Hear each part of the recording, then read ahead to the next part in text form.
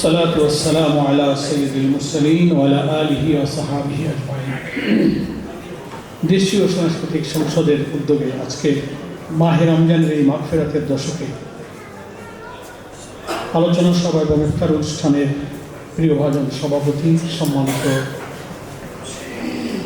দেশীয় সাংস্কৃতিক সংসদের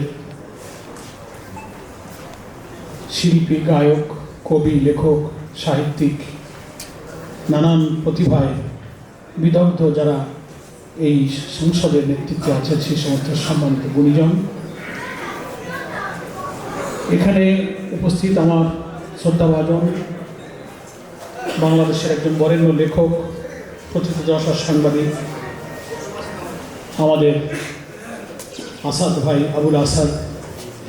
মঞ্চে একজন মাননীয় সংসদ সদস্য উপস্থিত আছেন, সাতক্ষীরার শ্যামনগরের বারবার নির্বাচিত সংসদ সদস্য গাজী নজরুল ইসলাম, এখানে উপস্থিত সাংবাদিক বন্ধুরা আছেন, সুদীপবৃন্দ এবং সাংস্কৃতিক আন্দোলনের সহযাত্রী ভাই ও বোনেরা। আজকের এই অনুষ্ঠানটা আসলে আমার কাছে বেশ ব্যতিক্রম এবং গানে গানে ইফতার অনুষ্ঠান, একদিকে সংস্কৃতির আবহ মূর্ছনা, দেশ ও জাতি গঠনের সাংস্কৃতিক প্রয়োজন যেমন আমাদের মাঝে বারবার চিন্তা চেতনায় ফিরে আসছে, তেমনি মাহে রমজানের মোবারক বরকত, রহমত, নাজাত, ফজিলত যা কিছু আছে সেটাও মাঝে মাঝে আমাদের চিন্তা চেতনা আমরা কিন্তু স্মরণ করছি, নিজেদেরকে শানিত করতে পারছি। আমি খুব সংক্ষেপে দুই দিকে দুটো কথা বলে আমি বিদায় নেব এবং আমি দুঃখ প্রকাশ করছি যে অনুষ্ঠানের কিছুটা ধারাবাহিকতার ব্যতিক্রম করে আমাকে একটু আগে যেতে হচ্ছে। পয়লা কথা হলো যে মাহে রমজান সম্পর্কে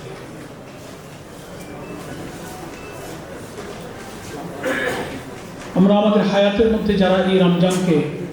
বছর ঘুরে আবার বছর পেলাম, আমরা নিশ্চয়ই সবাই এই রমজানকে আমাদের জীবনের বড় সম্পদ, নেয়ামত, আল্লাহর করুণা এবং ক্ষমা লাভের অপার একটা সুযোগ আমরা মনে করি। জীবনের 20, 30, 40, 50, 60, 70 বছর কত মানুষ কত রমজান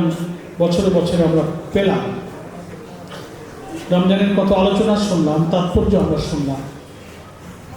ফজিলত আমরা শুনলাম, কিন্তু আত্মশুদ্ধির মধ্য দিয়ে আল্লাহ তাআলার নৈকট্য হাসিলের যে সুযোগ, তাকওয়ার গুণে নিজেকে গুণান্বিত করে নিজের পাশবিকতা, পশুত্বকে দমন করে নিজের রুহানিয়ত, নিজের মনুষ্যত্ব, মানবতার বিকাশের জন্য নিজেকে কতটা আমরা প্রস্তুত করতে পেরেছি, রমজানের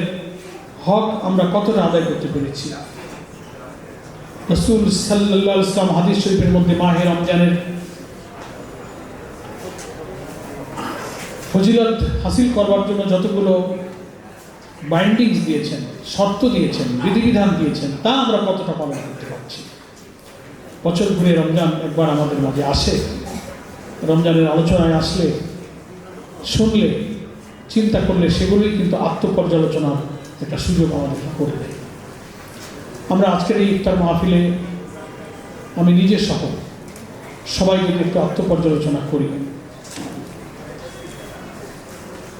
এরকমও ভাবি রাসূল সাল্লাল্লাহু আলাইহি ওয়াসাল্লামের ওই হাদিসটা, তার জন্য বড়ই আফসোস, সে বড়ই হতভাগ্য যে জীবনে রমজান মাস অন্তত একবার পেল, কিন্তু সেই রোজার হক আদায় করে নিজের জীবনের গুনাহ মাফ করাতে পারল না, সে বড়ই হতভাগ্য।